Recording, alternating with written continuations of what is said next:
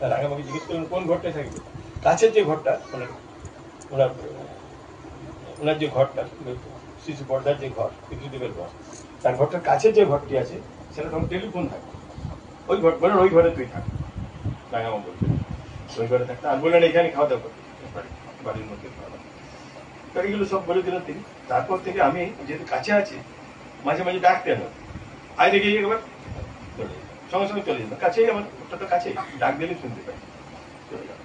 এইভাবে বিভিন্ন সময় তার কাছাকাছি থেকেছি এবং তিনি আমাকে সেইভাবে আদেশ করেছেন, নির্দেশ করেছেন, এইটা কর এইটা কর, এইভাবে করে নেওয়া। আমি লক্ষ্য করে দেখতাম যে যখন তার কাছে থেকেছি, মানে তিনি আমাকে বিভিন্ন কাজের দায়িত্ব দিয়ে সবসময় এনগেজ করে রাখতেন, আর আমিও সেই এনগেজ থাকতাম। তার কাজটা না করা পর্যন্ত আমি স্থির থাকতাম, করে ফেলতাম। আর বহু কাজের দায়িত্ব ছিল অনেক রকম।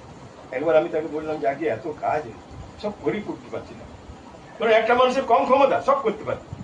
তারপর বললেন যে যদি তোর মনে হয় তাহলে আরো কাউকে রাখতে পারিস সেরকম, এটা বললাম।